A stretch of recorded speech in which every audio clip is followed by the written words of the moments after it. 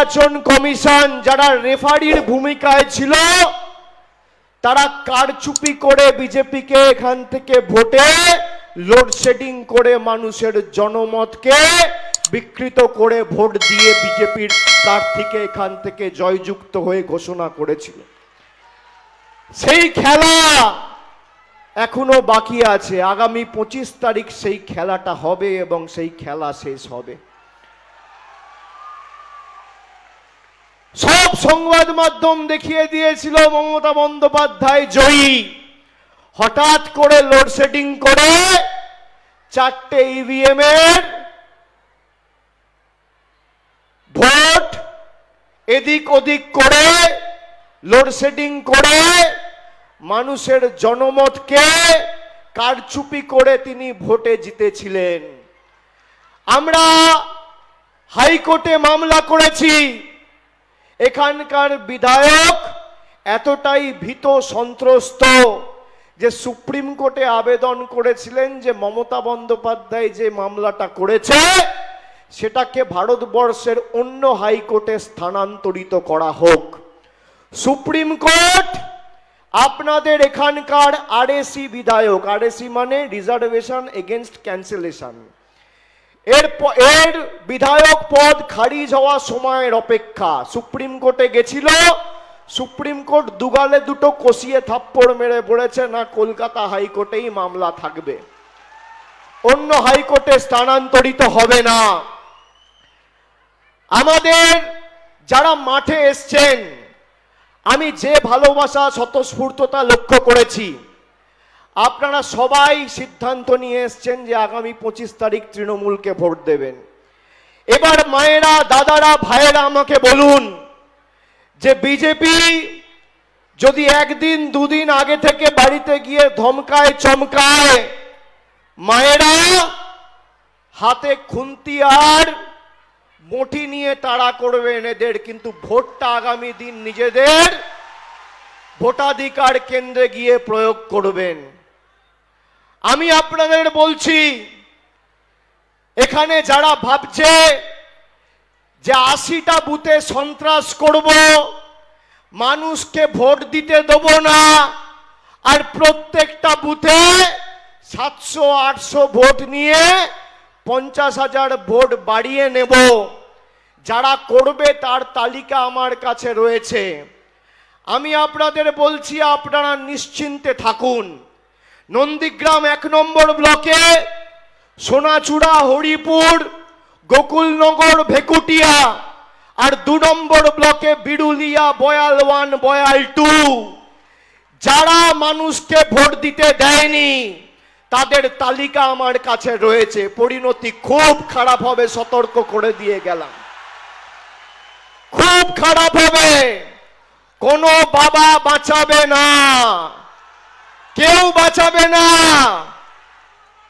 সতর্ক করে দিয়ে গেলাম। সারা বছর রাজনীতি করুন, মানুষের জন্য কাজ করুন, কিন্তু যদি মানুষকে ভোট দেওয়া থেকে আপনারা আটকান, আজকে মায়েরা হাত তুলে আমাকে কথা দিন যে ভালোবাসা, যে স্বতঃস্ফূর্ততা, যে উৎসাহ, যে উদ্দীপনার পরিচয় আজকে আপনারা এই নন্দীগ্রামের মাটিতে দিয়েছেন, আগামী 3 দিন পর সবাই নিজের ভোট, হাজার বাধা বিপত্তি প্রতিকূলতা চক্রান্ত হলেও নিজের প্রাণ বাজি রেখে গিয়ে মমতা বন্দ্যোপাধ্যায়ের প্রার্থীকে জিতিয়ে 19-এর বদলা নেব, 21-এর বদলা নেব। নেবেন তো? নেবেন তো? নেবেন তো?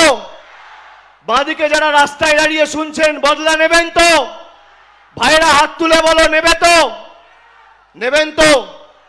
যদি আটকায়, ধমকায়, চমকায়, ভয় দেখায়, ভয় পাবেন না তো? ভয় পাবেন না তো? কি সবাই ভয় পাবেন না তো? আমি আছি, চিন্তা করবেন না।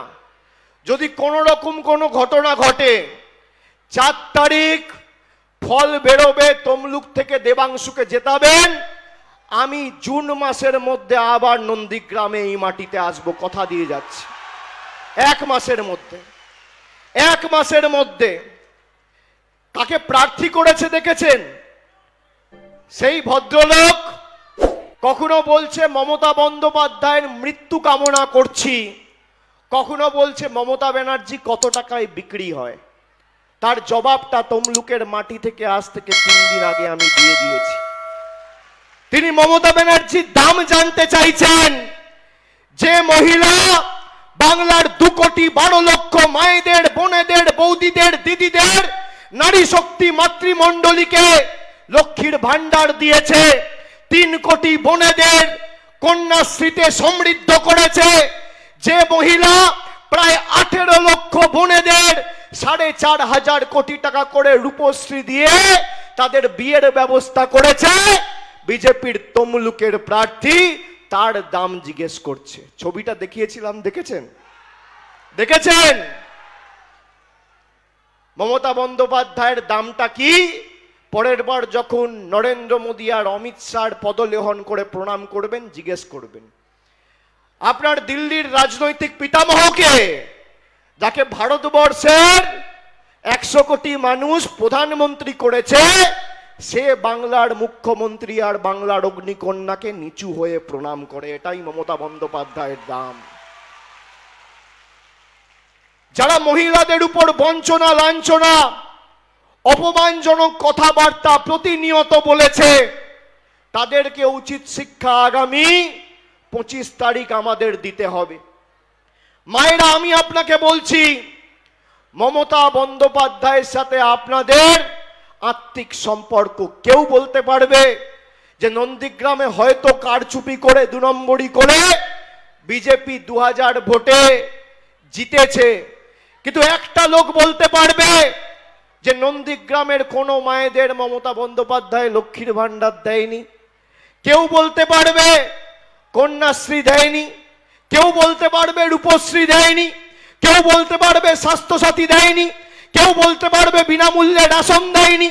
কেউ বলতে পারবে যে আমাদের সরকার কোন রকম কোন পরিষেবার ক্ষেত্রে কোন রকম বৈষম্য করেছে? বলতে পারবেন না।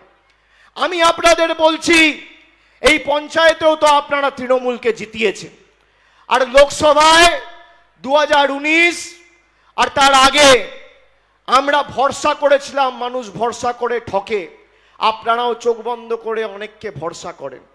সে কথায় কথায় সে এবং তার পরিবার, শুভেন্দু অধিকারী এবং তার পরিবার মেদিনীপুরের মাটিকে ঢাল করে বাঁচতে চায়।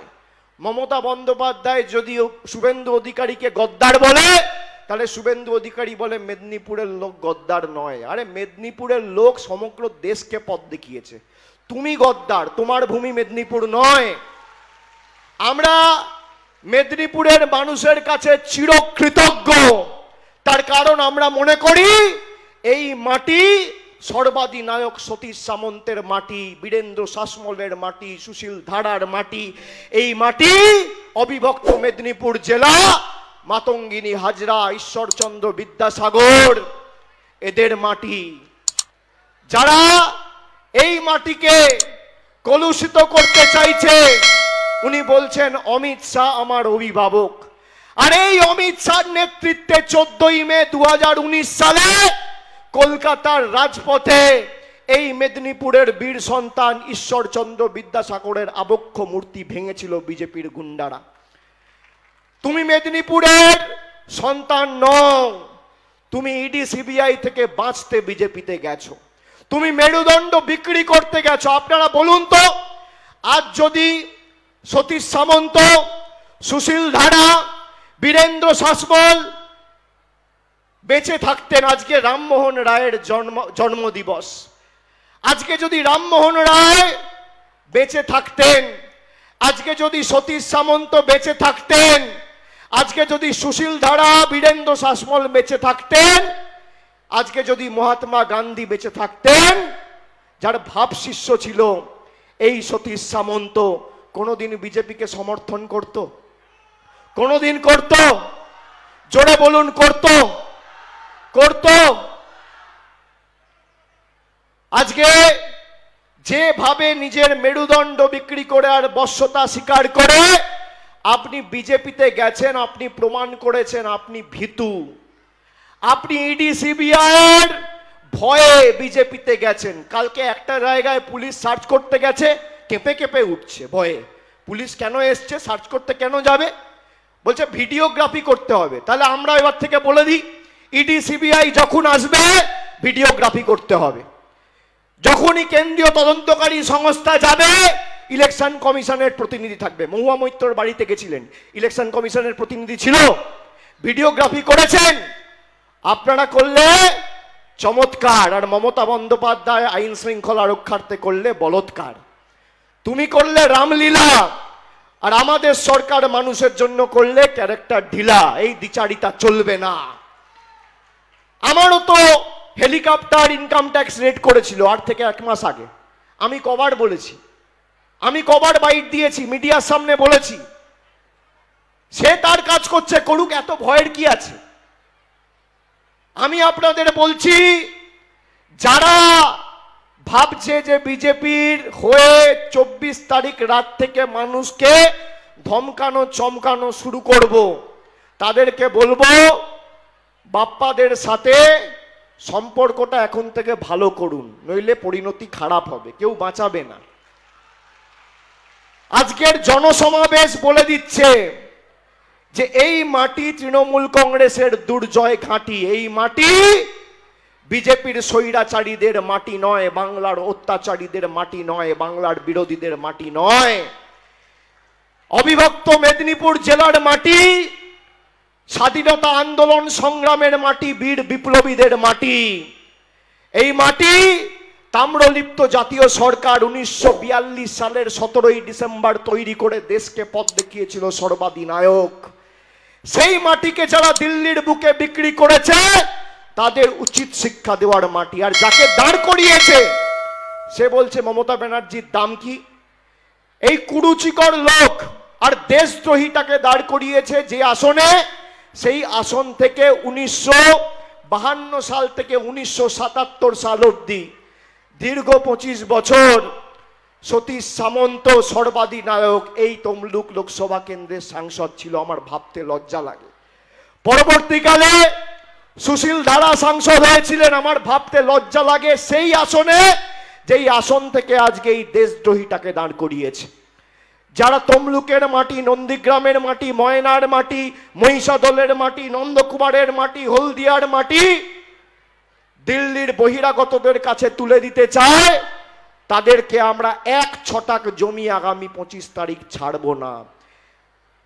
2 লক্ষ ভোটের ব্যবধানে তমলুক লোকসভা কেন্দ্র থেকে আপনারা তৃণমূলকে জেতাবেন মায়েরা। 2 লক্ষ ভোটের ব্যবধানে।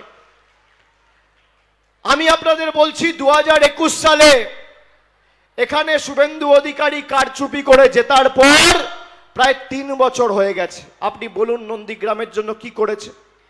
100 টাকার 100 দিনের কাজ বন্ধ হয়ে যাওয়ার পর দিল্লিতে গিয়ে ফুর্তি করেছে, নেতাদের পায়ে ধরে বলেছে বাংলার মানুষ, নন্দীগ্রামের মানুষের টাকা ছাড়বে না। আমরা দিল্লিতে গিয়ে আন্দোলন করে আপনার সেই টাকা আনার জন্য অগ্রণী ভূমিকা পালন করেছিলাম। টাকা দেয়নি, আমরা বিকল্প অর্থের ব্যবস্থা করে আপনার ব্যাংক অ্যাকাউন্টে পৌঁছে দিয়েছি গত ফেব্রুয়ারি মাসে। এই বিজেপি মায়েদের বলছে আমরা লক্ষ্মীর ভান্ডার বন্ধ করব। আপনারা শুনেছেন মায়েরা? আমি একটা অডিও ক্লিপ চালাচ্ছি, একটু শুনুন।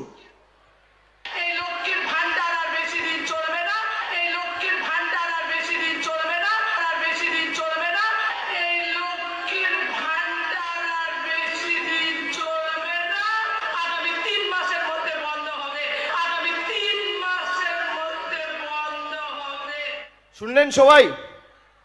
বলছে এই লক্ষ্মীর ভান্ডার আর বেশি দিন চলবে না, আগামী 3 মাসের মধ্যে বন্ধ হবে। কে বলছে? এই গলার আওয়াজটা কি আমার?